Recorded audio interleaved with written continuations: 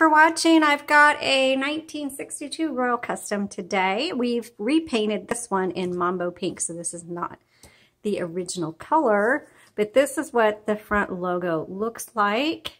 And I'm going to show you how to use this. So if you've got one or you're looking at this one, you have a video owner's manual. Okay, so let's start with the top area. This is your carriage. Your paper is going to go right in here.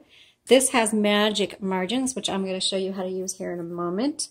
Also, to release this carriage, it's called the carriage, there are two tiny little metal tabs behind the rollers. You just press that in. There you go. That bell sounds pretty good. This is your paper release. It releases the tension on the paper, so if you need to adjust it, that's what that is for.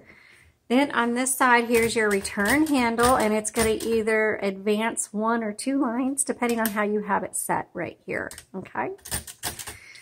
Down here, you have your color selector. R is red, B is black, S is for stencil, but it doesn't do anything. It actually won't hit hard enough to actually type.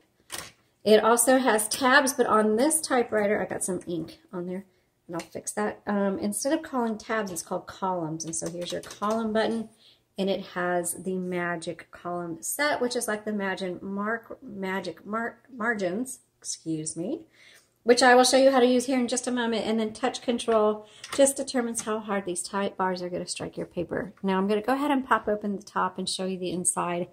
One of the things about these Royals, and I think the Sabre has it as well, is it's a metal piece and it pops out, and sometimes it can be a little tricky. This one is, and so give me a second. I'm going to try to be gentle with it, but getting it back in does take a little bit of effort. So I'm going to pop it out. There you go. Here you see the universal ribbon, and we've put in a new ribbon for you. It's going to last a little while, and then when you get to the end, you got to reverse the direction, and you do that like so, because the ink in this ribbon is actually going to last a long time.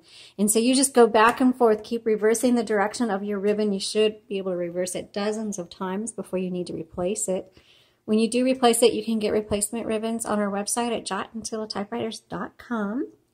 And then you just pull them out and pop them in. I mean, it's really that easy. Just make sure it's threaded through properly. It has to go on, there's an opening right here. It needs to go here, through this double barrel, and then back through all the guide wires here. So I have an up-close photo.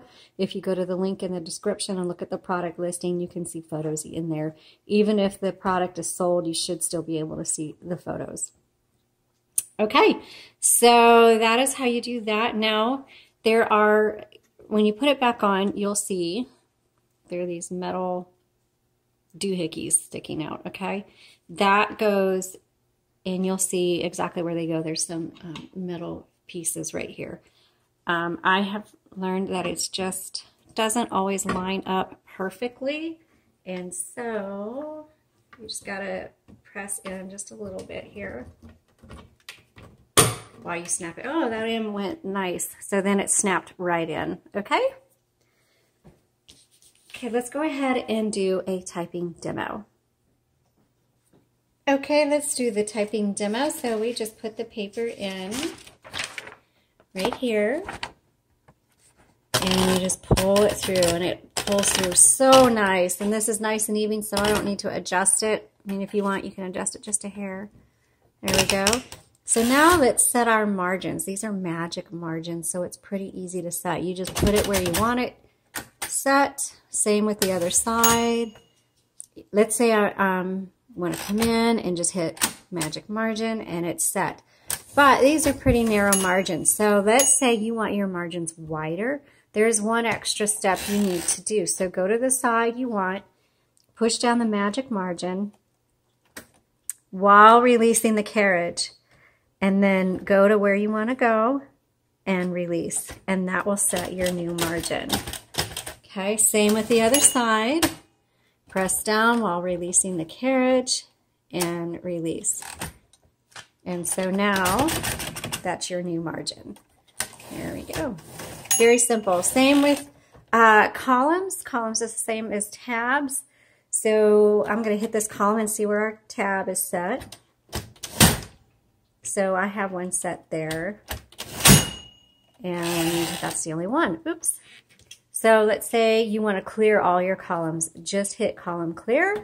And then I like to, while I'm holding that in, release the carriage. And I just do it a couple times just to make sure. So now when I hit column, it should go all the way to the end of the carriage. There you go. So now let's go ahead and set a column. Let's say, let's do it right here. And then set.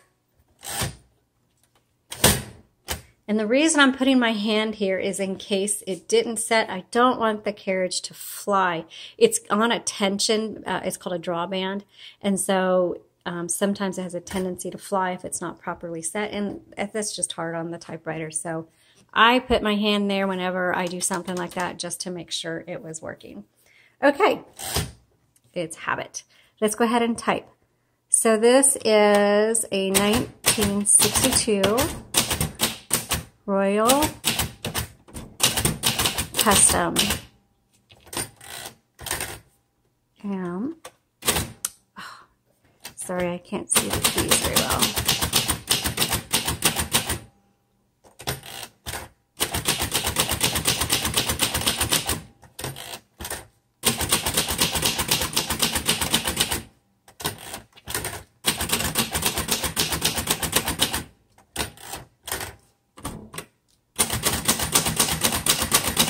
So this is really fun. This is a good beginner typewriter.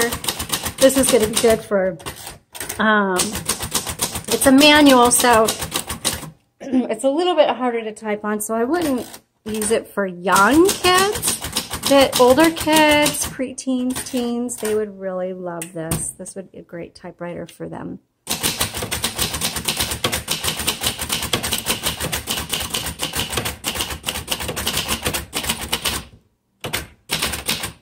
And it types really well.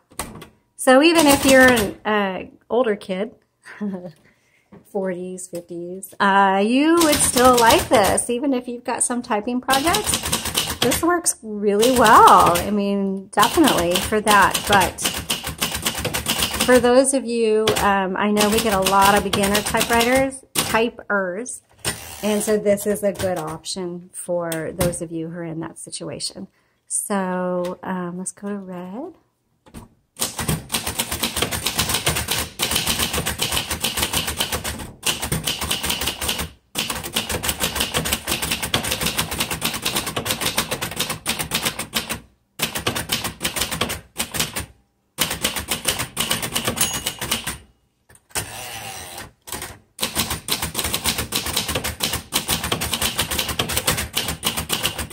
Okay, this one works really well. I'm going to take a photo of this so you can look at it up close. Be sure to visit the links in the description below, and thank you so much for watching.